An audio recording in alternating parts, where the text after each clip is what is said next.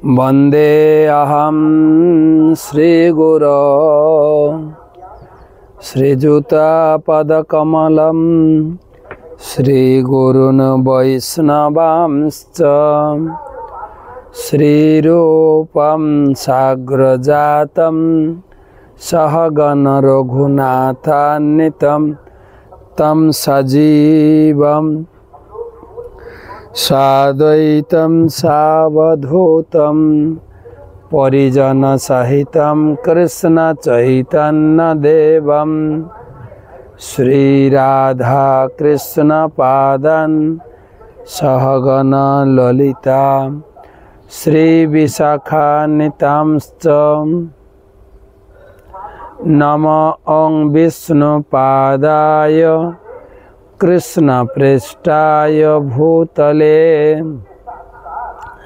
श्रीमते भक्ति वेदांत स्वामिनिति नामिने नमस्ते सारस्वते देवे गौरवाणी प्रचारिणे निर्विशेष शून्यवादी पाश्चात्य देशतारिणे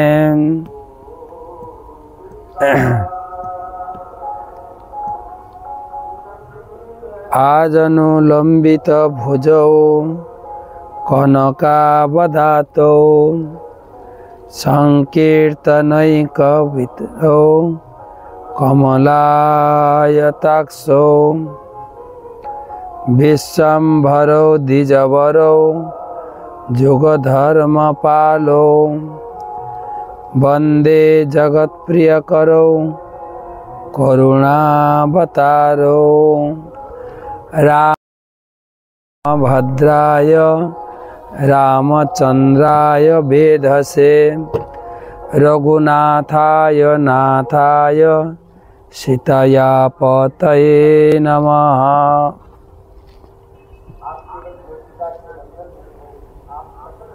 जय श्री कृष्ण चैतन्य प्रभु नित्यानंद श्री अद्वैत गदाधर श्रीवासदि श्री गौर भक्तबिंद हरे कृष्णा कृष्णा कृष्णा हरे हरे हरे राम राम राम हरे हरे। ओं नमो भगवते वासुदेवाय ओं नमो भगवते वासुदेवाय ओं नमो भगवते वासुदेवाय। नारायणं नमस्कृत्य नरं चैव नरोत्तमं देवीं सरस्वतीं व्यासं ततो जयम् उदीरये। तमादिदेवं करुणानिधानं तमालवर्णं सुहितावतारम् अपार संसार समुद्र सेतुं भजामहे भागवत स्वरूपम्। ग्रंथराज श्रीमद् भागवतम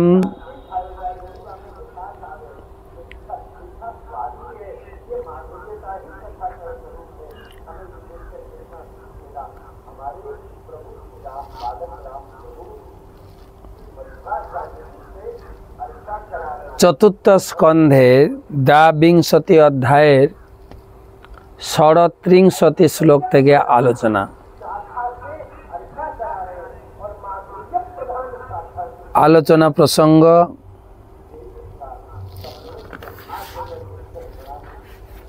सनत कुमार महाराजेर उपदेश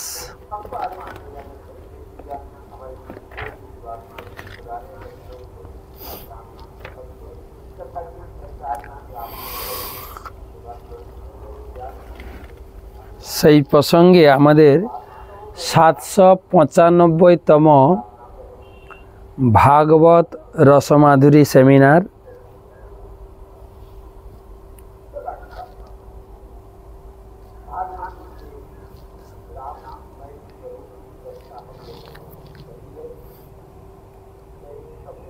সেমিনারে উপস্থিত সমস্ত ভাগবত পিপাসু ছাত্রীমণ্ডলী,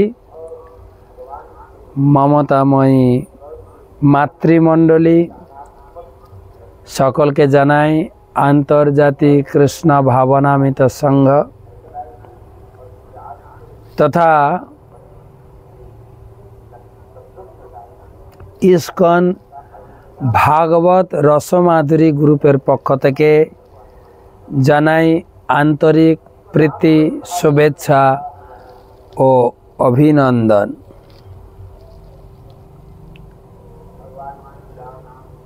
গুরু প্রণাম, গুরু স্তুতি। নম ওং বিষ্ণুপাদায় কৃষ্ণ পৃষ্ঠায় ভূতলে শ্রীমতে জয় পতাকা স্বামী নীতি নামিনে নম আচার্য পাদায় নিতাই কৃপা প্রদায়িনে গৌর কথা ধামদায় নগর গ্রাম তারিণে।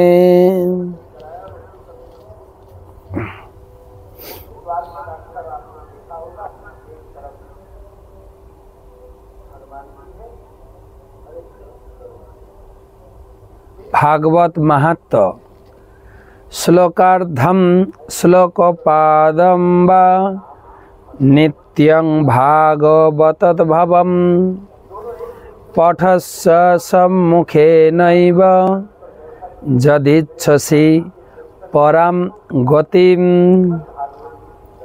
যদি আপনাদের পরম গতি প্রাপ্তির ইচ্ছা থাকে তাহলে উচ্চারণ করেই শ্রীমদ্ ভাগবতমের একটি শ্লোক অথবা অর্ধ শ্লোক অথবা 1/4 শ্লোক নিত্য নিয়মিত পাঠ করুন।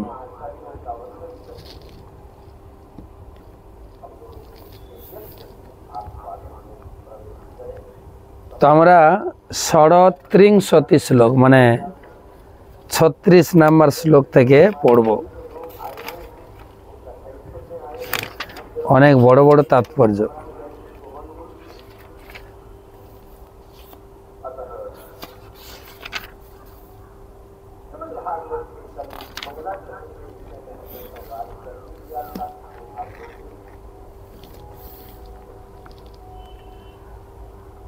পবে হবরে চে ভাবা পরে হবরে চজে ভাবা গুণ ব্যতি করাদনু ন তেষাং বিদ্যতে ক্ষেমম ঈশ বিদ্ধম সীতাশিষম।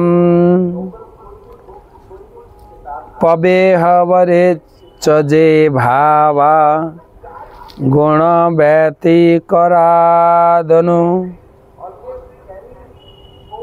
ন তেষাং বিদ্যতে ক্ষেমম ঈশ বিদ্ধম সীতাশিষম সীতাশিষম।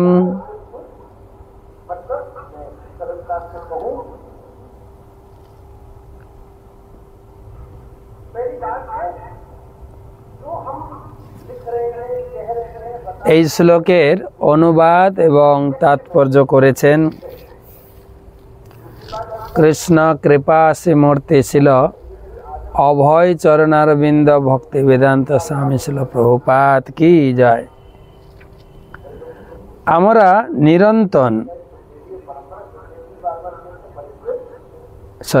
আমরা নিম্নতর স্তরের জীবন থেকে উচ্চতর স্তরের জীবনের পার্থক্য নিরূপণ করে তাকে আশীর্বাদ বলে মনে করি। কিন্তু আমাদের মনে রাখা উচিত যে এই প্রকার ভেদভাব জড়া প্রকৃতির গুণের মিথক্রিয়ার সম্পর্কে বিদ্যমান থাকে। প্রকৃতপক্ষে জীবনের এই সমস্ত অবস্থার কোনো স্থায়ী অস্তিত্ব নেই, কারণ পরম নিয়ন্তার দ্বারা তা সবই বিনষ্ট হয়ে যাবে।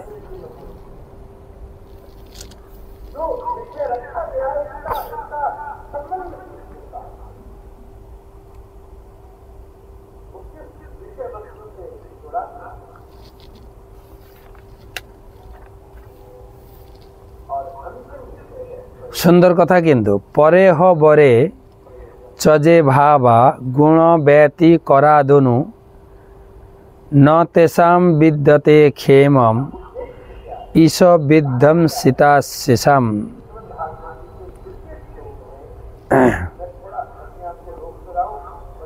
আমরা নিম্নতর স্তরের জীবন থেকে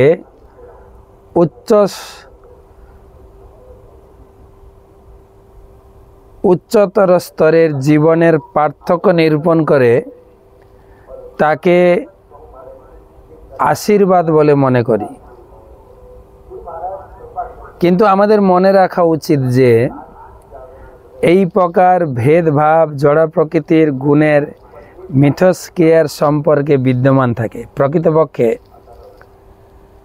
জীবনের এই সমস্ত অবস্থার কোনো স্থায়ী অস্তিত্ব নেই, কারণ পরম নিয়ন্তার দ্বারা তা সবই বিনষ্ট হয়ে যাবে। আমি ধনী হব, অনেক টাকা রোজগার করে আমি এই জীবন পরে স্বর্গে যাব, এখন নিম্নতর জনিতে রয়েছি, এগুলো বিধ্বংসিতা শিশাম, বিধ্বংসী আশিসাম। ভগবানের আশীর্বাদে সব বিধ্বংস হয়ে যাবে।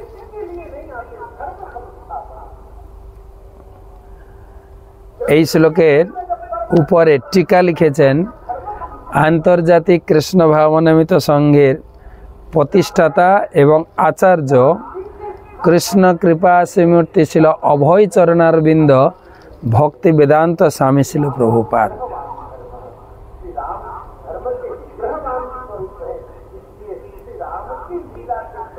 এই সংসারে আমরা উচ্চতর স্তরের জীবনকে আশীর্বাদ বলে মনে করি, আর নিম্নতর স্তরের জীবনকে অভিশাপ বলে মনে করি। উচ্চ এবং নিচ এর পার্থক্য ততক্ষণই থাকে যতক্ষণ জড়া প্রকৃতির বিভিন্ন গুণের মিথস্ক্রিয়া থাকে। এই সকল গুণ উচ্চ নিচ করায়। পক্ষান্তরে বলা যায় যে আমাদের সৎকর্মের দ্বারা আমরা উচ্চতর লোকে অথবা উচ্চতর স্তরের জীবন প্রাপ্ত হই। সৎকর্ম যেরকম বিদ্যা, দৈহিক সৌন্দর্য, এগুলি সৎকর্ম বা সত্যগুণের কর্মের দ্বারা আমরা এইসব লাভ করি, এগুলি পুণ্যকর্মের ফল। তেমনি পাপ কর্মের ফলে আমরা অশিক্ষিত হই, কুৎসিত শরীর লাভ করি, দারিদ্র জীবন যাপন করি। পুণ্যকর্মের 4টি ফল। আমাদের ভাগবতের প্রথম স্কন্ধে কুন্তী দেবী তিনি গীতার প্রার্থনায় তিনি বললেন, জন্ম ঐশ্বর্য সুতশ্রী,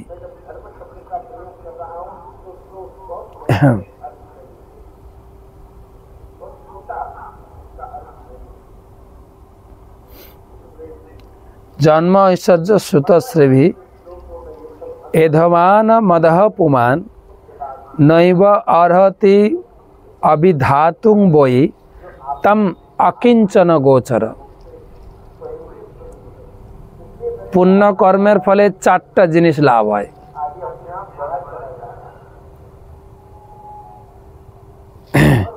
কি 4টা জিনিস?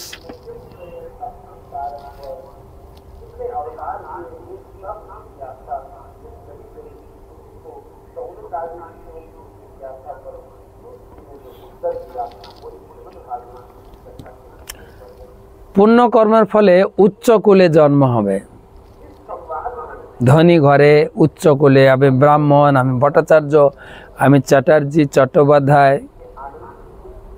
পুণ্যকর্মের ফলে উচ্চতর কুলে জন্ম, পুণ্যের ফলে। জন্ম ঐশ্বর্য, জন্ম এবং ঐশ্বর্য লাভ হবে। ঐশ্বর্য লাভ হবে কিরকম?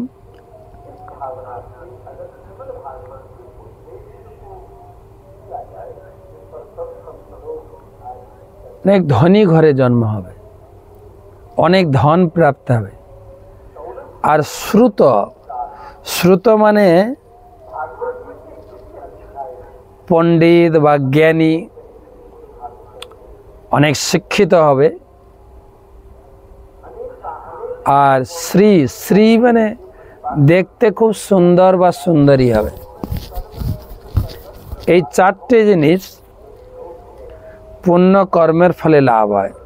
জন্ম, ঐশ্বর্য, শ্রুত, শ্রেবী, এদমান মদহ পুমান। মদ, মদ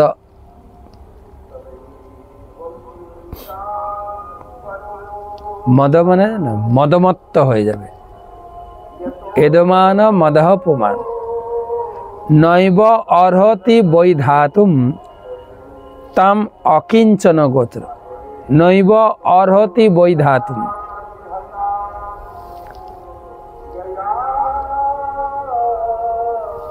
এই চারটা জিনিসের দ্বারা ভগবত ভক্তি প্রতিহত হয়, বিঘ্নিত হয়। এই চারটা জিনিস ভগবানকে ভক্তি করতে দেয় না। এদমান পুমান।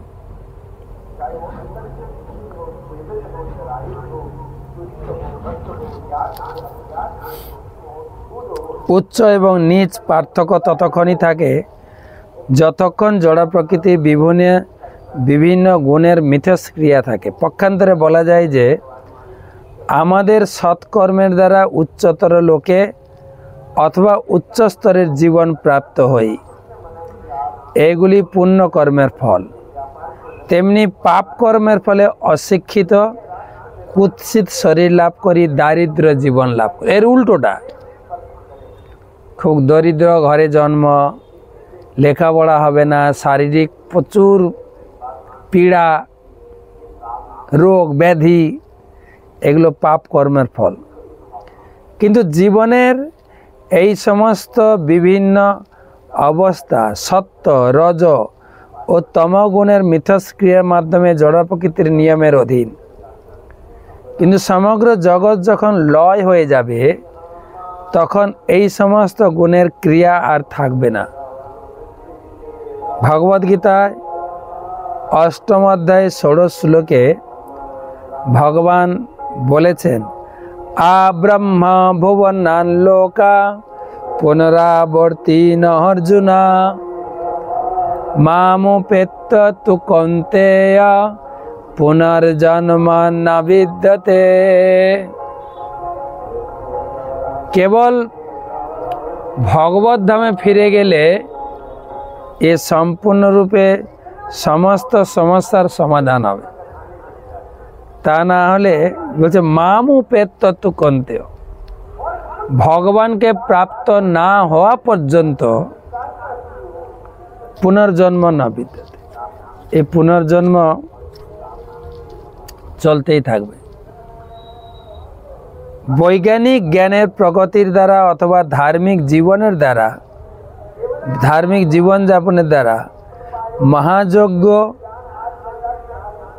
অথবা সকাম কর্মের দ্বারা আমরা যদি সর্বোচ্চ লোকে উন্নীত হই, তাহলে প্রলয়ের সময় এই সমস্ত উচ্চতর লোক সেখানকার জীবন ধ্বংস হয়ে যাবে।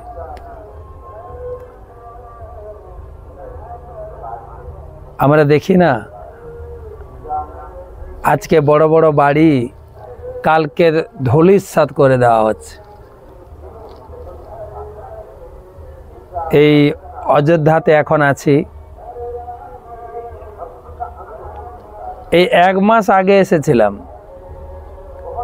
যা অযোধ্যার রূপ ছিল এখন আর নেই, ভেঙে চুরে সাজানো গোছানো একদম সুন্দর রংচং হয়ে গেছে। কত বিশাল বিশাল বাড়ি ছিল রাস্তার পাশে, ভেঙে গুড়িয়ে দিয়েছে।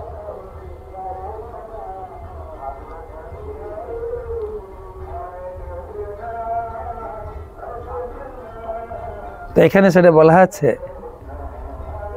ভগবদ গীতা 8ম অধ্যায়ে ভগবান বলেছেন, অক্ষরং ব্রহ্ম পরমম অধ্যাত্ম উচ্চতে অধিভূত খরং ভাব। অধিভূত মানে এই জড়া প্রকৃতি। এই জড়া প্রকৃতিটা হচ্ছে খর খর ক্ষয়।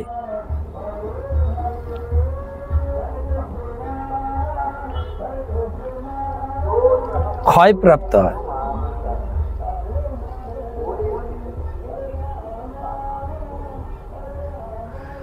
তো বর্ণনা হচ্ছে এটাই যে ভগবানকে বা ভগবান ধাম প্রাপ্ত না হওয়া পর্যন্ত সব কিছু ধ্বংসে পরিণত হবে।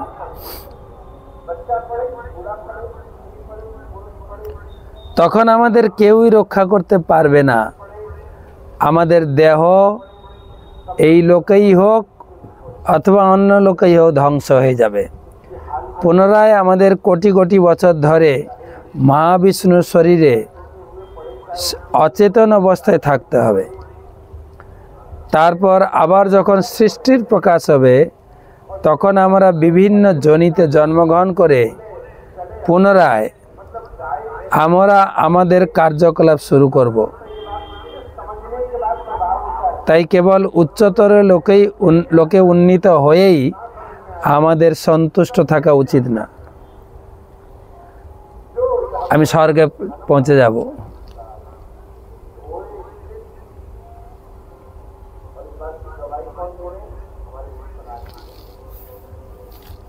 কেবল স্বর্গে নয়, ক্ষীণে পুণ্যে মর্তলোকং বিশন্তি। স্বর্গে পুঁজি শেষ হয়ে গেলে আবার আসতে হবে। এ যাতায়াত যাতায়াত। আমাদের লোচন দাস ঠাকুর লিখেছেন, আসা যাওয়া তো সার হইল। আসা যাওয়াটা সার হয়ে গেল।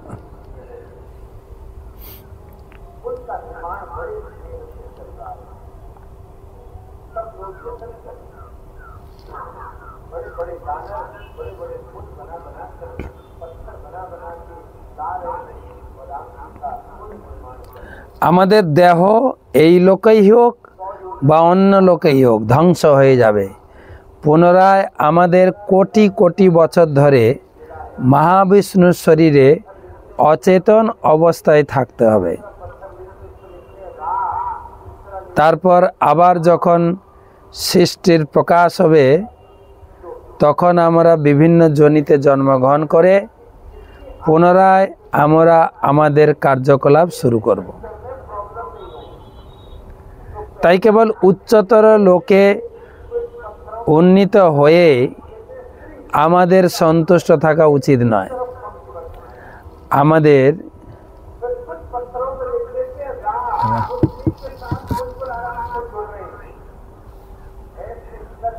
যখন আমরা বিভিন্ন যোনিতে জন্মগ্রহণ করে পুনরায় আমাদের কার্যকলাপ শুরু করব, তাই কেবল উচ্চতর লোকে উন্নীত হয়েই আমাদের সন্তুষ্ট থাকা উচিত নয়। আমাদের চেষ্টা করতে হবে জড়জগৎ থেকে মুক্ত হয়ে চিৎ জগতে পরমেশ্বর ভগবানের আশ্রয় লাভের জন্য। সেটি আমাদের সর্বোচ্চ প্রাপ্তি।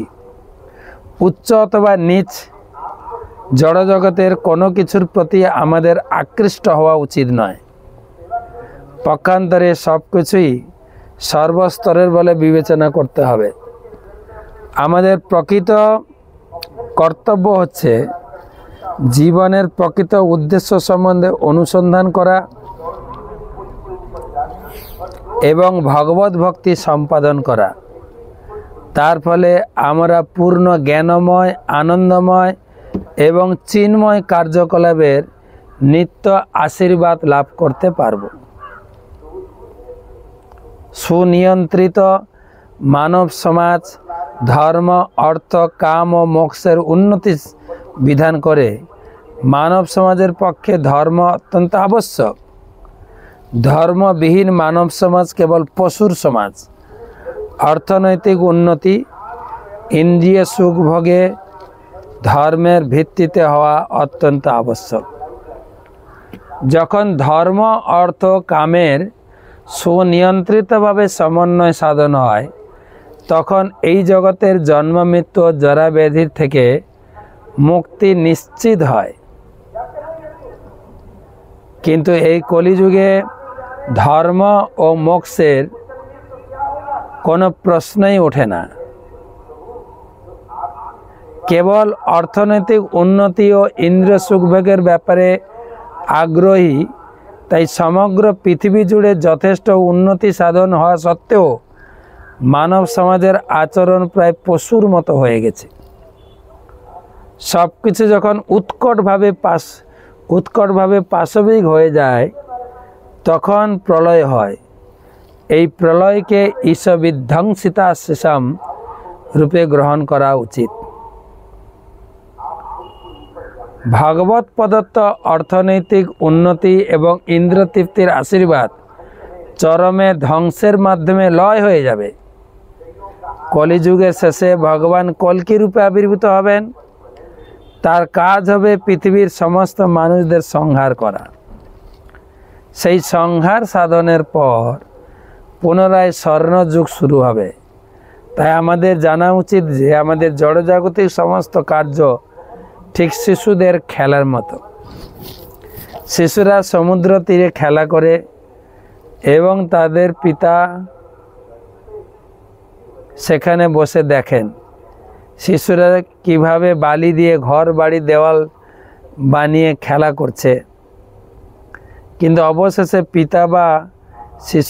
পিতা তার শিশুদের ঘরে পিছতে আসতে বলবেন। তখন সব কিছু ধ্বংস হয়ে যাবে। যে সমস্ত মানুষ শিশু সুলভ অর্থনৈতিক উন্নতি এবং ইন্দ্রিয় সুখভোগের ব্যাপারে অত্যন্ত আসক্ত, ভগবান কখনো কখনো তাদের উপর অনুগ্রহ করে তাদের নির্মিত বস্তু ধ্বংস করে দেন। কত বড় বড় অট্টালিকা। এই কয়েকদিন আগে আপনার ডিসাস্টার গ্যাংটকে বিধ্বংসী বন্যা হয়ে গেল। সেই নদীর তীরে কত বড় বড় হোটেল, 5 তারা হোটেল, সুউচ্চ হোটেল মুহূর্তের মধ্যে নদীতে ভেসে চলে গেল। বা বন্যাতে বিভিন্ন রকম ভিডিও দেখা যায়।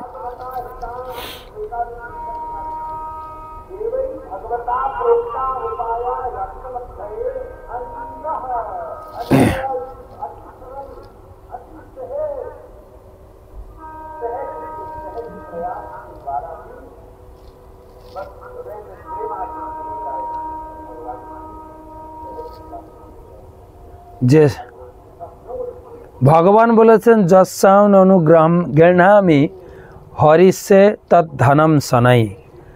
ভগবান যুধিষ্ঠির মহারাজকে বলেছেন যে যখন তিনি তার ভক্তের সমস্ত জড়জাগতিক ঐশ্বর্য হরণ করে নেন, তখন তার ভক্তের প্রতি বিশেষ কৃপা প্রদর্শন করেন।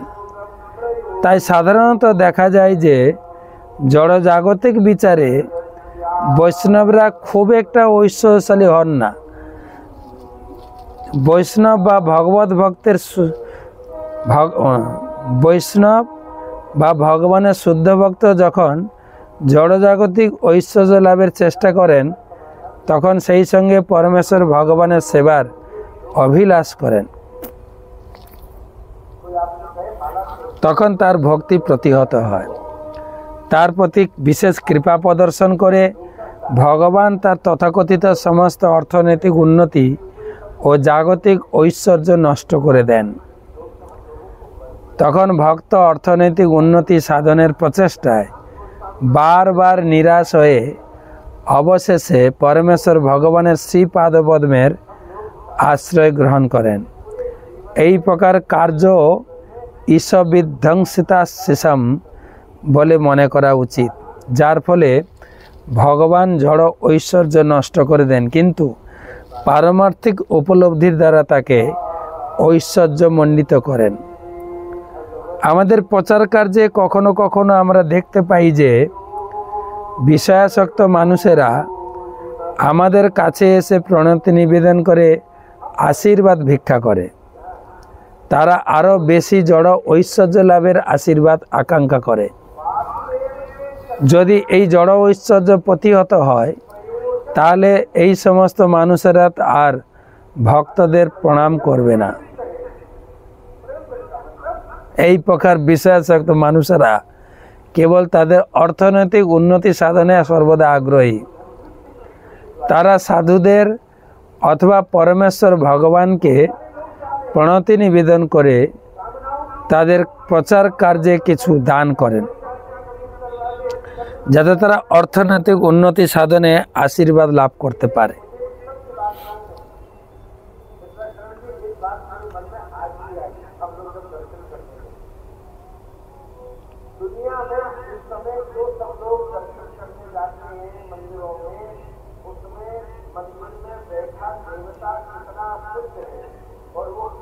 তো এখান থেকে একটা জিনিস প্রভুপাদ ইন্ডিকেট করেছেন, সাধারণত মানুষ কেবল জড় ঐশ্বর্য চায়। যেরকম কালকে আপনারা রিপাবলিকে আপনারা বিতর্ক শুনছিলেন, রাম মন্দির আমাদের ভারতের কি কাজে লাগবে, হ্যাঁ, জনগণের কি কাজে লাগবে। রাজু ঘোষ নামে এক ব্যক্তি খুব জোরে জোরে মানে তর্ক করে উত্থাপন করছে। তো আমার উত্তরটা ছিল এটাই যে আমরা সাধারণত খাওয়া পরা ছাড়া আর কিছুই বুঝি না, কিন্তু কেবল খাওয়া পরা জীবনকে সুখ দিতে পারে না। তো দৈহিক সুখের থেকে মানসিক শান্তিটা বড় দরকার। আর এই মানসিক শান্তি লোকে লাভ করে মন্দিরে এসে, যেটা আমাদের মাননীয় শ্রদ্ধেয় প্রধানমন্ত্রীজি সকলের জন্য একটা মন্দির খুলে দিলেন।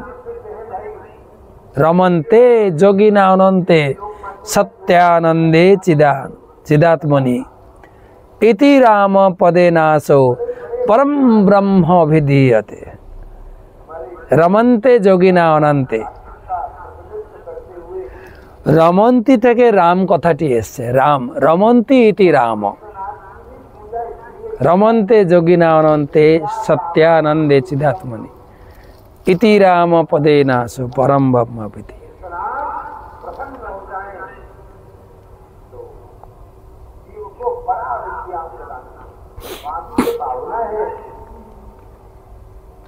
যোগীরা যাতে রমণ করে আনন্দ লাভ করেন, রমন্তে যোগিনা আনন্দ।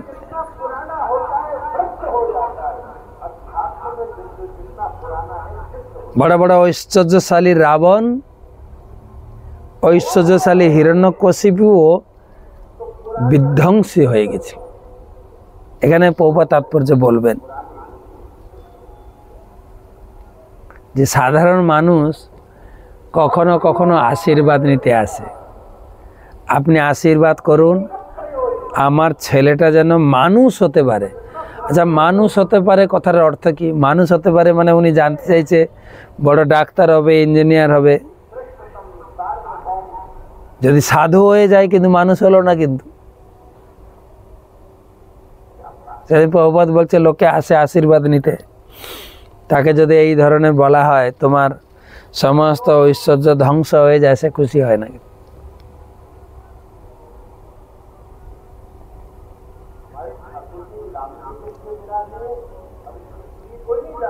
কিন্তু কেউ যখন ভগবত ভক্তিতে ঐকান্তিকভাবে আগ্রহী হন,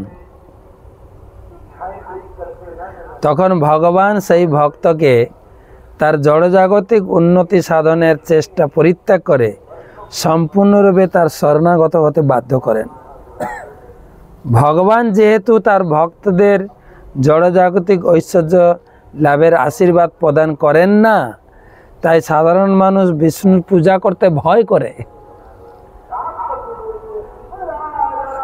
সমস্ত দেবদেবী বা যত পাঁচালি আছে দেখবেন, পাঁচালি, লক্ষ্মীর পাঁচালি, সরস্বতী পাঁচালি, মনসা পাঁচালি, বড় বড় অ্যাডভার্টাইজ, এটা করলে এটা পাবেন, এইটা করলে ওটা পাবেন।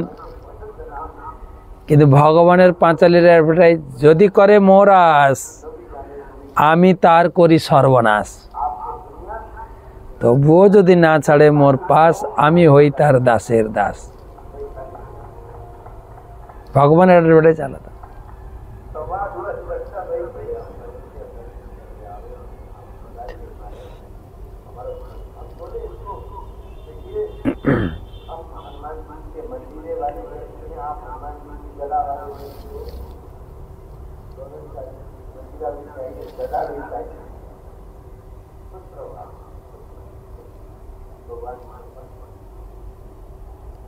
সেজন্য ভগবানের পূজা করলে জাগতিক ঐশ্বর্য পাওয়া যায় না। কৃষ্ণ কহে আমা ভজে, মাগে বিষয় সুখ, অমৃত ছাড়ি বিষ মাগে, এ কোন মূর্খ। অনেক সময় আমরা কৃষ্ণ পূজা করি, আবার জাগতিক ঐশ্বর্য প্রার্থনা করি। ভগবান বলছেন, আরে আমার পূজা করছে আবার ঐশ্বর্য প্রার্থনা করছে, আমার সেবা করে যে অমৃত লাভ করবে, সেটার সঙ্গে জড় ঐশ্বর্যের তুলনা হয় না। তো জড় ঐশ্বর্য হচ্ছে বিষ, অমৃত ছাড়ি বিষ মাগে, এ কোন মূর্খ।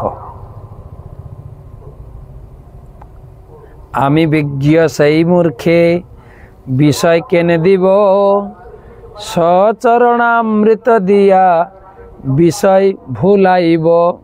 সচরণামৃত দিয়ে আমি বিষয় ভুলিয়ে দেব, সচরণামৃত দিয়ে বিষয় ভুলাই।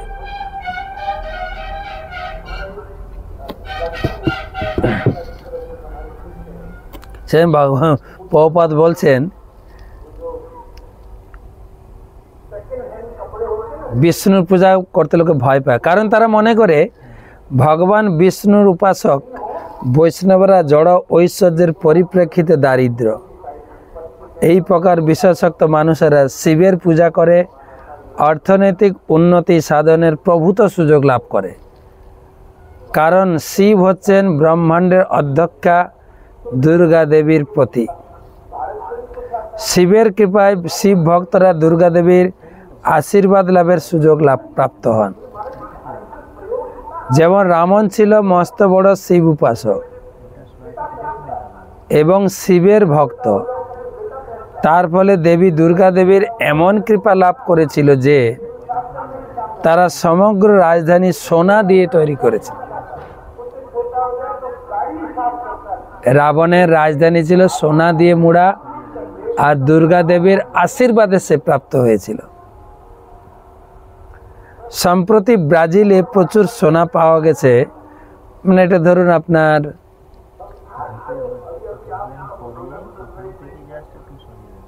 50 বছর আগের লেখা। পুরাণে প্রাপ্ত ঐতিহাসিক তথ্য থেকে আমরা সহজেই অনুমান করতে পারি যে সেটি ছিল রাবণের রাজধানী, কিন্তু সেই রাজধানী রামচন্দ্র ধ্বংস করে দিয়েছিল।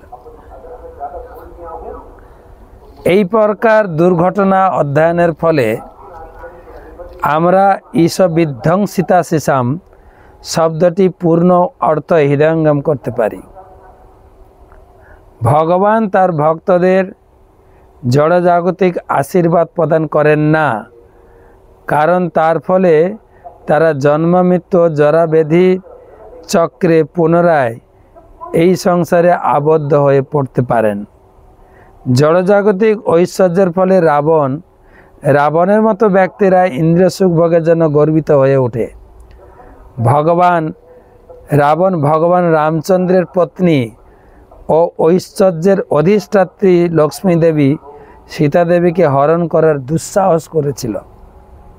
সে মনে করেছিল ভগবানের হ্লাদিনী শক্তিকে উপভোগ করতে পারবে, কিন্তু প্রকৃতপক্ষে এই প্রকার কর্মের দ্বারা রাবণ বিধ্বংসিত বিনাশপ্রাপ্ত হয়েছিল।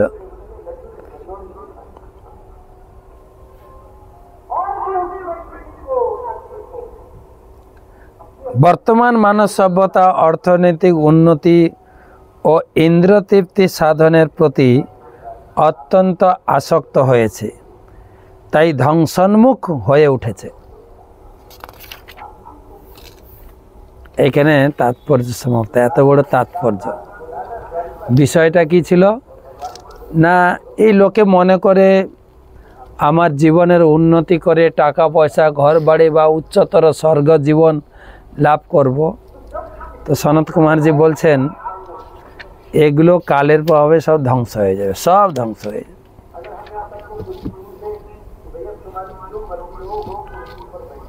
37 নম্বর শ্লোক। তত্তম নরেন্দ্র জগতা তত্যম নরেন্দ্র জগতা মথস্তস্তু সামচ দেহেন্দ্রিয়া সুধিসনাত্ম ভীরাবৃতানম যক্ষেত্র বিত্তপতয়া হৃদয় বিশ্বগাবি প্রত্যক চকাস্তি ভগবাংস্তম বেহি সব অস্মি তত্যম নরেন্দ্র জগতা মথতস্তু সামচ দেহেন্দ্রিয়া সুধিসনাত্মভি ভীরাবৃতানম যক্ষেত্র বিত্তপতয়া হৃদয় বিশ্বগাবি পত্যম চকাস্তি ভগবান তমবেহিম সস্মি।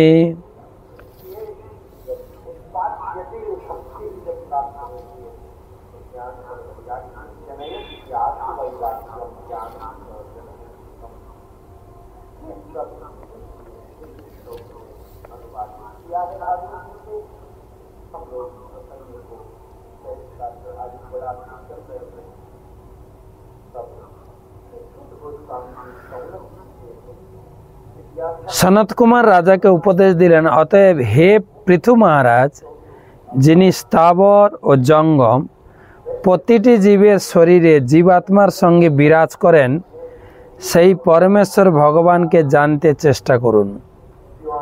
জীবাত্মা স্থূল জড় শরীর এবং প্রাণ ও বুদ্ধির দ্বারা নির্মিত সূক্ষ্ম শরীরের দ্বারা পূর্ণরূপে আচ্ছাদিত।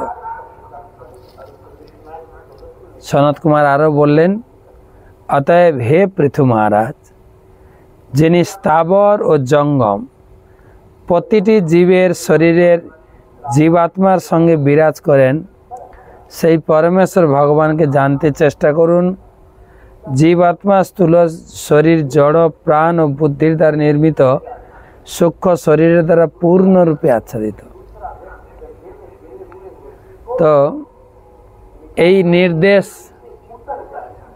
সনত কুমার জি মহারাজ যে নির্দেশ দিচ্ছেন, এই নির্দেশ পৃথু মহারাজের প্রতি না, আমার প্রতি, আমাদের প্রতি, প্রত্যেক পাঠকের প্রতি, প্রত্যেক শ্রোতার প্রতি। এই শ্লোকে বিশেষভাবে উপদেশ দেওয়া হয়েছে যে মানুষের অর্থনৈতিক উন্নতি সাধন, ইন্দ্রিয় সুখভোগের চেষ্টায় সময়ের অপচয় করা উচিত নয়। মানুষের কর্তব্য হচ্ছে সকলের হৃদয়ে ব্যষ্টি আত্মার সঙ্গে বিরাজমান পরমেশ্বর ভগবানকে জানার চেষ্টার মাধ্যমে আধ্যাত্মিক উন্নতি সাধন চেষ্টা করা। ব্যষ্টি জীবাত্মা পরমাত্মা রূপে পরমেশ্বর ভগবান উভয়ের স্থূল ও সূক্ষ্ম উপাদানের দ্বারা আবৃত দেহের অভ্যন্তরে বিরাজ করেন। সেই কথা হৃদয়ঙ্গম করার প্রকৃত আধ্যাত্মিক অনুশীলন। পারমার্থিক জীবনে অগ্রসর হওয়ার দুটি পন্থা রয়েছে, নির্বিশেষবাদ ও ভগবত ভক্তি। নির্বিশেষবাদীরা চরমে এই সিদ্ধান্তে উপনীত হয় যে জীব ও পরম ব্রহ্ম এক, কিন্তু ভগবত ভক্ত বা নির্বিশেষবাদীরা উপলব্ধি করেন যে যেহেতু পরম সত্য হচ্ছেন পরম নিয়ন্তা, জীব হচ্ছে নিয়ন্ত্রিত, তাই জীবের কর্তব্য হচ্ছে তার সেবা করা।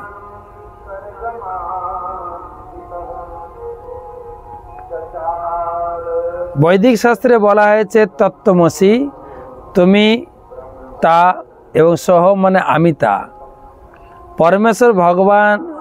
নির্বিশেষবাদীরা মনে করে যে এই মন্ত্রগুলিতে বলা হয়েছে ভগবান ও জীব সত্য, ভগবান বা পরম সত্য জীব এক, কিন্তু ভগবত ভক্তের বিচারে এই মন্ত্রগুলিতে বলা হয়েছে পরমেশ্বর ভগবান ও জীবের গুণগতভাবে এক। তত্ত্বমসি অয়াত্মা ব্রহ্ম, পরমেশ্বর ও জীব উভয়ই ব্রহ্ম। তাই হৃদয়ঙ্গম করা হচ্ছে আত্ম উপলব্ধি। মনুষ্য জীবনের উদ্দেশ্য হচ্ছে পারমার্থিক জীবনের অনুশীলনের দ্বারা পরমেশ্বর ভগবান ও নিজেকে জানা। কেবলমাত্র অর্থনৈতিক উন্নতি সাধনের চেষ্টায় বা ইন্দ্রিয় সুখভোগের চেষ্টায় এই অমূল্য জীবনের অপচয় করা উচিত নয়।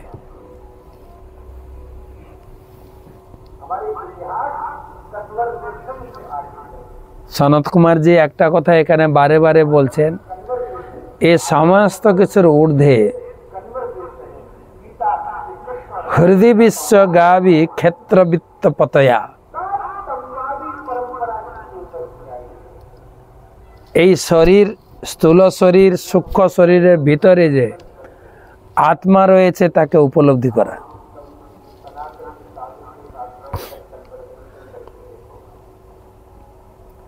এই শ্লোকে ক্ষেত্রবিদ শব্দটি তাৎপর্যপূর্ণ। এই শব্দটির বিশ্লেষণ ভগবদ গীতার 13 অধ্যায় 2 শ্লোকে ইদম শরীরম কৌন্তেয় ক্ষেত্রমিত্যাভিধীয়তে, এই দেহকে বলা হয় ক্ষেত্র, এবং দেহের মালিকদের, দেহের অভ্যন্তরে উপবিষ্ট জীবাত্মা পরমাত্মা উভয় ক্ষেত্রবিদ। এই দুই প্রকার ক্ষেত্রবিদ, এর মধ্যে পার্থক্য রয়েছে। এক ক্ষেত্রবিদ পরমাত্মা জীবাত্মাকে পরিচালনা করছেন। আমরা যখন যথাযথভাবে পরমাত্মার নির্দেশ গ্রহণ করি তখন আমাদের জীবন সার্থক হয়। তিনি অন্তর থেকে বাইরে থেকে আমাদের নির্দেশ দিচ্ছেন। অন্তর থেকে তিনি চৈত্য গুরু রূপে নির্দেশ দিচ্ছেন, পক্ষান্তরে বাইরে শ্রী গুরু রূপে নিজেকে প্রকাশিত করেও তিনি জীবদের সাহায্য করছেন। উভয়ভাবেই ভগবান জীবেদের পরিচালিত করছেন যাতে তারা জড়জাগতিক কার্যকলাপ সমাপ্ত করে তাদের প্রকৃত আলয়ে ভগবত ধামে ফিরে যেতে পারে। যে ব্যক্তি দেহের অভ্যন্তরে আত্মা এবং পরমাত্মাকে দেখতে পারেন, কারণ যতক্ষণ পর্যন্ত এরা দুজনে শরীরের ভিতরে বিরাজ করেন ততক্ষণ পর্যন্ত শরীর উজ্জ্বল ও সজীব থাকে। কিন্তু পরমাত্মা ও জীবাত্মা স্থূল শরীর ত্যাগ করা মাত্রই তা তৎক্ষণাৎ পচতে শুরু করে। এই শরীরের এত কিছু ভরণ পোষণ, যেই আত্মা চলে যাবে শরীর পচতে শুরু করবে।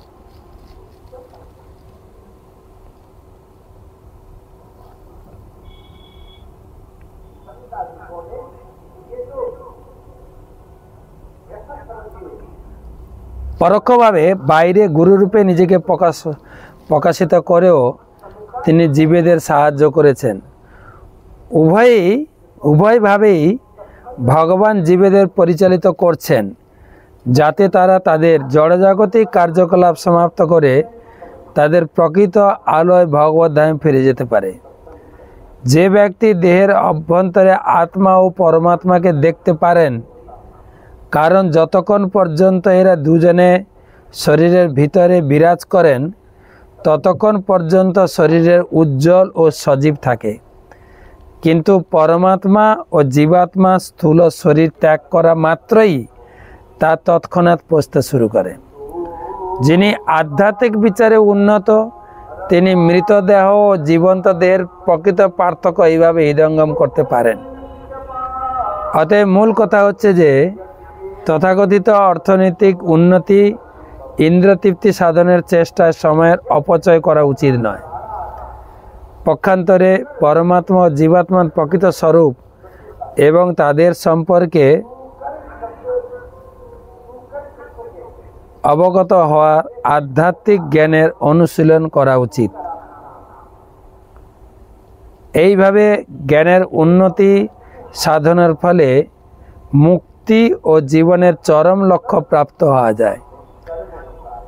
বলা হয়েছে যে কেউ যদি তথাকথিত জাগতিক কর্তব্যসমূহ পরিত্যাগ করে মুক্তির পথ অবলম্বন করেন তাহলে তার কোনো ক্ষতি হয় না, কিন্তু যে ব্যক্তি মুক্তির পথ অবলম্বন না করে অত্যন্ত সাবধানতার সঙ্গে অর্থনৈতিক উন্নতি, ইন্দ্রতৃপ্তি সাধনের চেষ্টা করে, তার সর্বনাশ হয়। সেই সম্পর্কে ব্যাসদেবের সঙ্গে নারদ মুনির উপদেশ উপযুক্ত। ত্যক্তা সধর্মম চরণাম ভুজম হরে ভজন্য পক্কহত পতে তত্ত্ব যদি যত্র কাভদ্র মবোধমুৎসকিম কো ব্যর্থ আপ্ত ভজতম সধর্মতঃ। কেউ যদি আবেগের বশে অথবা অন্য কোনো কারণে পরমেশ্বর ভগবানের শ্রীপাদপদ্মে আশ্রয় গ্রহণ করেন অথচ জীবনের চরম লক্ষ্য সাধনে অকৃতকার্য হয়ে অভিজ্ঞতার অভাবে অধপতিত হয়, তবুও তাতে কোনো ক্ষতি নেই। কিন্তু কেউ যদি ভগবত ভক্তি অনুশীলন না করে সুন্দরভাবে, অত্যন্ত সুন্দরভাবে জাগতিক কর্তব্যগুলি সম্পাদন করেন, তাতে তার কোনো লাভ হয় না।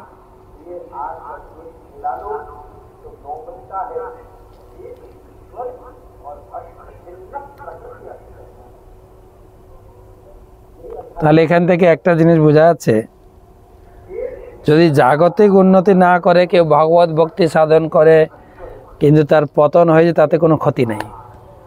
কিন্তু কেবল জাগতিক উন্নতির দ্বারা জীবনের অনেক অংশেই অভাব থেকে যাবে।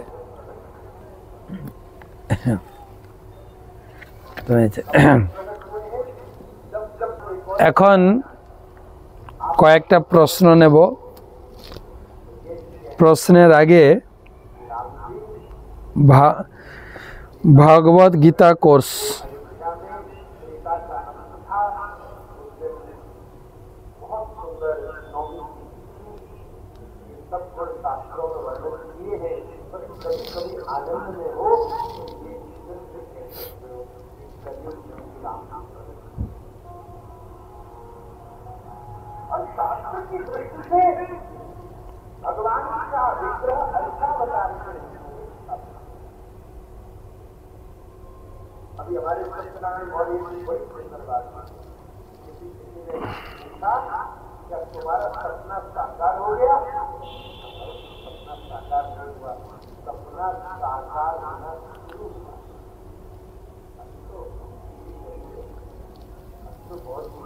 গীতা দান করেছেন তঞ্জু সরকার, একটি গীতা, কৌশিক দে 11, রুমা দে 11,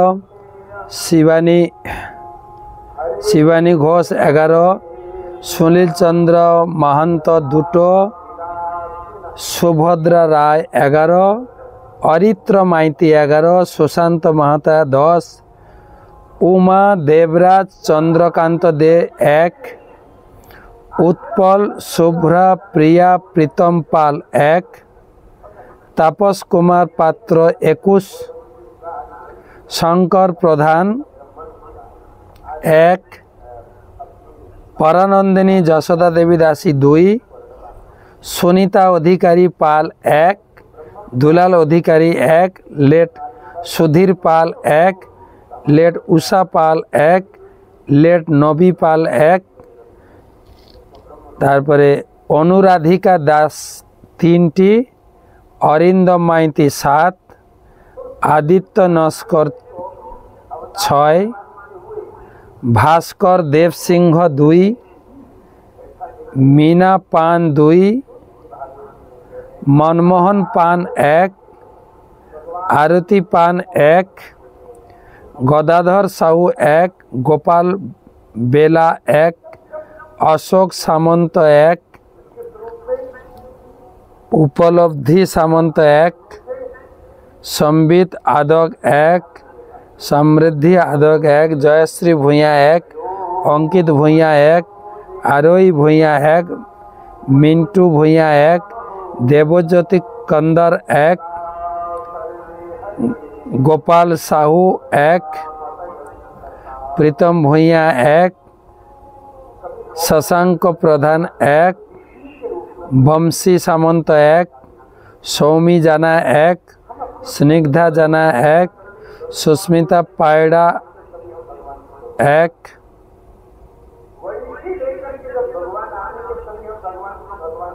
सुशांत माइती 1, शुभम बेरा 1, अजय माइती 1, सुखेंद्र शेखर मेटिया 1, देवस्मिता पात्र 1, मंटी गिरी 1, सुशांत गिरी 1, सैकत माइती 1, सुनील कुमार घड़ाई 1, निरूप मंडल 1, रीना मंडल 1, सौरभ मंडल 1, सौभिक मंडल 1, सद्गुण कृष्णदास 25, सोनाली घोष 5, ब्रह्म जिज्ञासा 6, तुलसी कृष्णदास 1, आदिनाथ जगन्नाथ दास 1, केशव किंकरी देवी दासी 1, प्रभाती बक्सी 1, लेट शांतबाला देवी दासी 1, संगीता पंडित 1, अंतेशा पंडित 1, कीर्तिदा राधिका देवी दासी 1, दीननाथ पोड़ेल 1, विकास पोड़ेल 1, सदानंदिनी शक्ति देवी दासी 1, लेट गोविंद चंद्र दास 1, खुकुमणि मंडल 1, प्रांगण मंडल 1, मिनती कतल 1, गौतम कतल 1, मधुमिता मंडल 11, उत्तम दास 2, सोहम मंडल 1, तुलसी सेनापति 1, पुष्पिता मंडल 1, चैतन्य चरण नस्कर 1, तपन नस्कर 1, अशोक अधिकारी 1, रिभान जैन 4, कृष्णप्रिया दास 6, सपन दास 5, शंकरी हाइट 22, काकोली दासी 1, समरेश जाना 2, सुरजित घोष 1, तापस साधुका 1, तियासी साधुका 1, सोमा साधुका 1, मिलन पांजा 1, आशित पांजा 1, काजल पांजा 1, राई सामंत 1, त्रिजय दास 1, अनिक मान्ना 1, कावेरी पारवी 1, माधवी जाना 1, अंकुश दलाई 1, श्रीकांत सिंह 1, जयदेव नीलमय दास 5, ज्योत्सना माधवी देवी दासी 5, जयंत जाना 5, प्रिया आदक 6, तिलक सामंत 3, सनातन सामंत 3, सुस्मिता सामंत 3, स्वस्तिक सामंत 3, सृष्टि सामंत 3, जयदेव सामंत 2, राधारानी सामंत 2, संजू सामंत 2, निमाई हाजरा 1, भोलानाथ सामंत 1, रामकृष्ण जना 1, लतिका जना 1, आशीष बेरा 1, अष्टक उत्साहित 1, भानुबाग 1, राजा भौमिक 1, कृष्ण बेरा 1, रवि मंडल 1, दीपक बाग 1, विश्वजीत दास 2, গণেশ বারোই 1, তপন পড়ে 2, প্রসেনজিৎ পড়ে 2, প্রীতম বিশ্বাস 2, নীলম সামন্ত 1, প্রসেনজিৎ সামন্ত 1, কার্তিক দেবনাথ 1, রূপালী হাজরা 1, অনুপম মিশ্র 1, জয়ন্ত নন্দ 1, অনুরাধা নন্দ 1, অশ্বিনী নন্দ 1, শ্রেয়ান প্রামাণিক 1, সুদর্শন চক্র দাস 108, অনিল মালনা 1, প্রভাত আদক 1, তারক অধিকারী 2,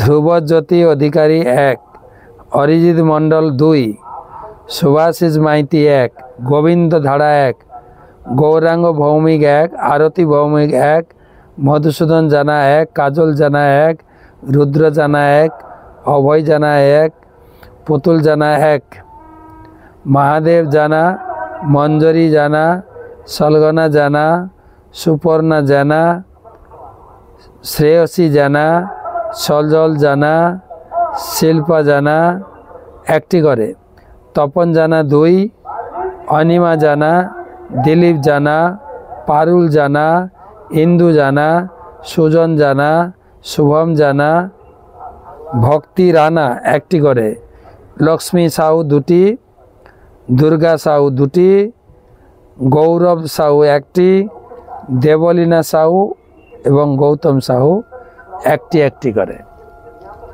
অনেক বড় লিস্ট, 176 জন। তো যারা যারা আজকের নাম পড়লাম, যারা গীতা দান করেছেন আজকের দিনে, এই অযোধ্যা ধামে বসে আপনাদের সকলের মঙ্গল, সুখময় জীবন, আনন্দময় জীবন, ভক্তিময় জীবন প্রার্থনা করি ভগবান রামচন্দ্রের চরণে। হরে কৃষ্ণ কৃষ্ণ কৃষ্ণ হরে হরে, হরে রাম রাম রাম হরে হরে। এই সমস্ত গীতা আমরা প্রতিদিন অল্প অল্প করে আমরা এখানে তীর্থযাত্রীরা আগত পুণ্যার্থীদের হাতে, সাধুদের হাতে তুলে দিচ্ছি।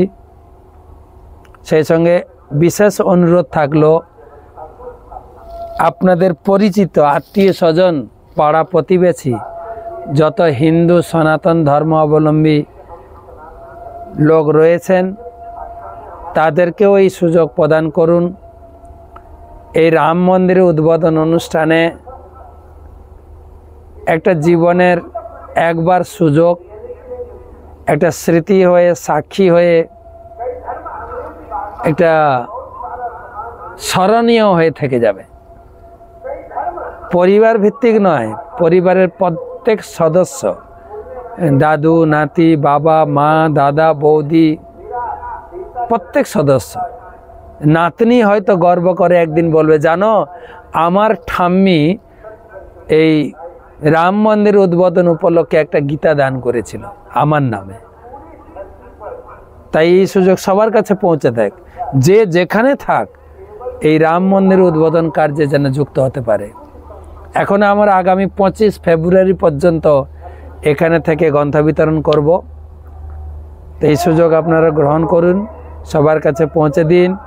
গুরুদেব বলেছেন, হনুমান বড় বড় পাথর নিয়ে এসেছিল রাম সেতু বানানোর জন্য, আমরা গীতা নিয়ে আসব, গীতা দিয়ে ধর্ম সেতু বানাবো। সবাই সাহায্য করুন। জয় শ্রীরাম।